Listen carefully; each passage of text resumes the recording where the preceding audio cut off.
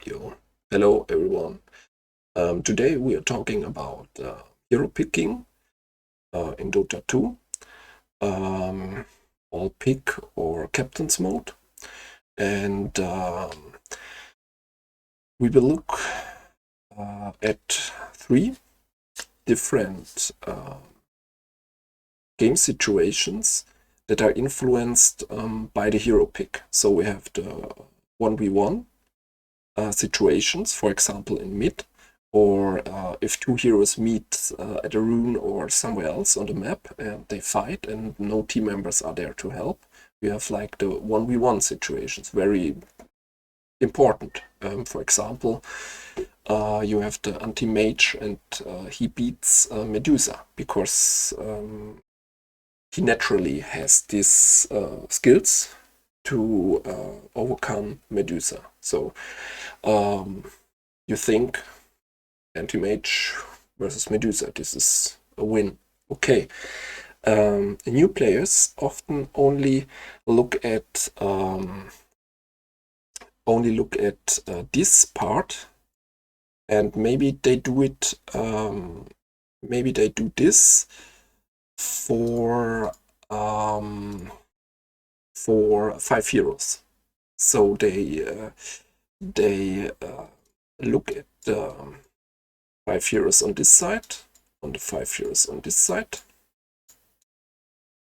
and they say, yeah, that anti-mage larger user. Yeah, but the thing is, you have a lot more relations in this 1-for-1 counter, because you have pretty much 25 1v1 situations.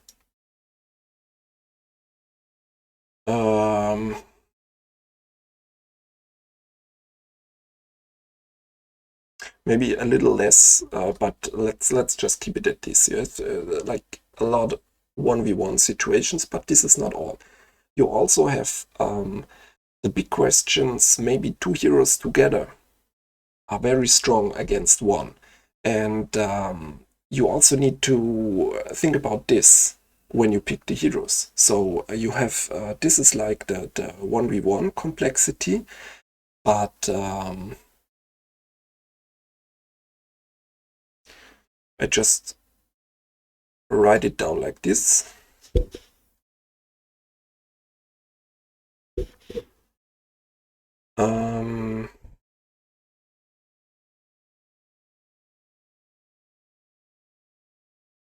Yeah, you have 5v5 different encounters,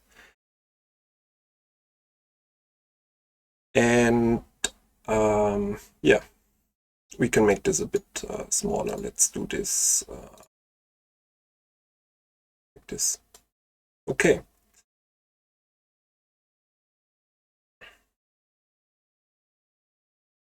Okay, now we come to the XVX ganking, and it is more like you have every possible, in theory, you have every possible subset of these 5 players to gank against every subset of this. This is the potential set of, let's just write this like of 5 every sub, but we don't take the empty. Like we look at 1, 2, 3 or 4 or 5, but not 0. And we look for the 2, 3, 4. We look for all possible combinations. This is cardinality. And we can hit meet enemies that have the same possibilities. Here, and this is the same as I think it's like this. Yeah, let's do it like this. And it's very simple. It should be like this. So meeting on the battlefield. Let's just open the calculator. So meeting on the battlefield will have, in a 5v5 game, 961 possible meetings, but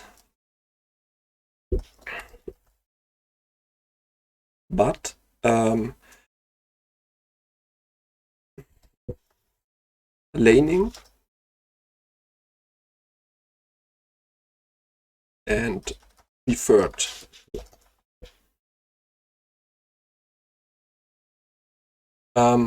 For example, it is very common that mid is ganking some of the outside lanes. This means, for example, it is very uncommon that the safe laner is ganking, for example, mid or the off lane. It is very uncommon at some, for example, until minute 10. And maybe at this point some heroes would do these ganks. But yeah, it is very the amount of these 961 encounter possibilities between the two teams are very reduced by the laning, by the presets of the lanes, like where's the support role playing and stuff like this.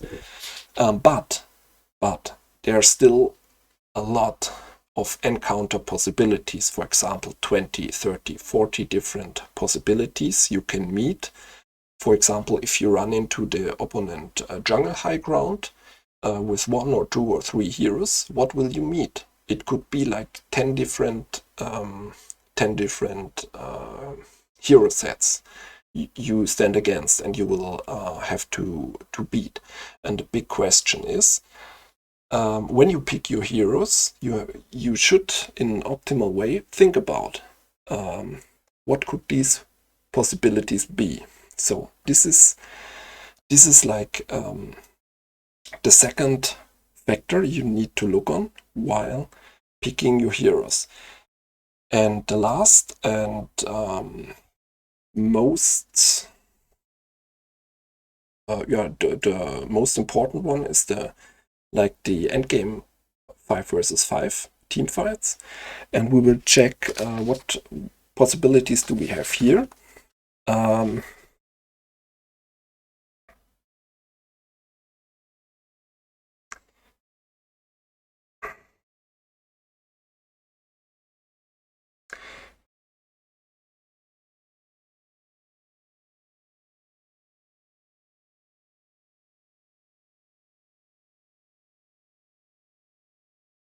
The thing is, when we have a 5 versus 5 fight, we have what is important, especially in the late game, are the item builds or the play styles.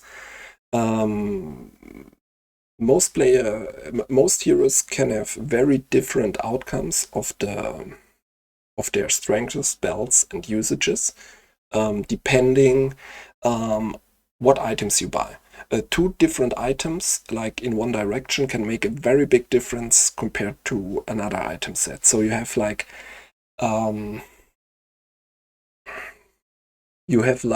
a very lot of complexity. What can have changed in your item build? I'm just writing this down here. I hope this is just doing it like this. Like you have the item builds, and the next thing is your hero in the late game. Most heroes have different approaches. Like they can do validly things in a different way. For example, spell chains, like casting one spell after another. What would give a variability in the field of a playstyle? Like, how is the player using his skills? Is he first teleporting, then using, or is he going slowly in and then casting the spells and teleporting out? I would say this is like the individual playstyle, important. And the next one is the team playstyle. Like you can have different let's say team strategies. So you say, for example, you have some AoE heroes. They do a lot of like area damage, and you really want to time those in a chain, or you say you want to go all in one. So you do a spike damage that is very high, yeah, like this. And so where I want to go with this is that those 5 versus 5 team fights are very complex, and you have like not only like the math says like 1,000 possibilities how this fight can be, you have a lot more. You have a lot more, because it's not about only the heroes.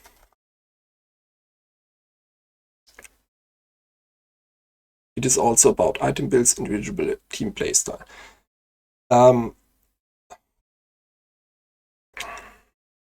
Yeah, if you don't want to see the number, that gives you the possibilities that can come out of like 5 versus 5 hero picks, and may manifest in the late game. So let's just ask the question: how important is which one of these threes? And the thing is,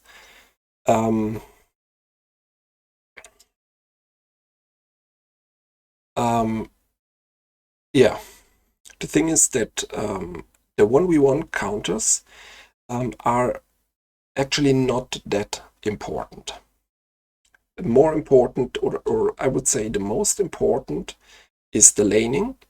That means you have like this 2v1, 2v2, and maybe the 3-4-2 situations where you maybe think about the mid laner.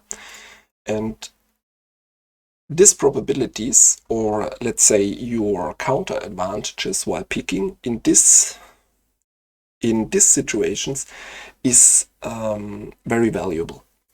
It will give you a great advantage.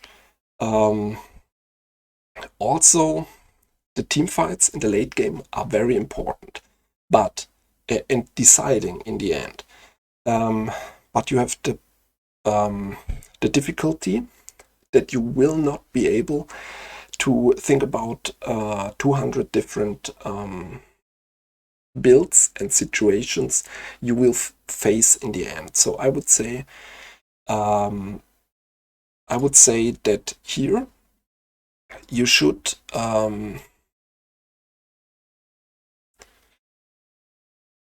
focus on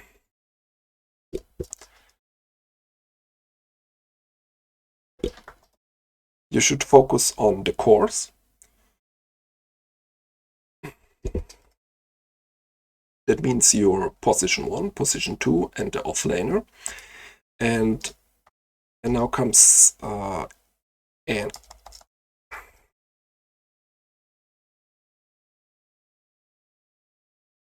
and to see or trade, like when you think about the heroes, think about them as effects. Like what are they actually doing? Like, are they stunning? Are they disabling? Are they squishy? And this is a way to change hundreds of possibilities. For example, as a supporter, you could have 10 different stuns. Like Crystal Maiden is kind of a root. You have like a lion that is a stun. And this could really give 10, 20 new possibilities just by deciding your support. And it really helps to build these effect categories to get a feeling for it, and to just put these like 20, 30, 40 different possibilities in one bag and say, this is a stunner, or this is a utility hero that has heal, or this is a very squishy hero. And yeah, the big message I want to give at the end of this video is that picking is much more difficult than just saying anti-mage beats Dusa. If a team picks Dusa, you have to pick anti-mage. This is like a beginner's thinking, and this is far not what picking is really about. Even if you think about 2 or 3 of these errors and say, and this hero counters this, and this counters this. This is far from enough to predict the game. And for this, predict what heroes you should pick to win. I hope you got a bit more insight into the math also about the whole thing. And see you in the next video.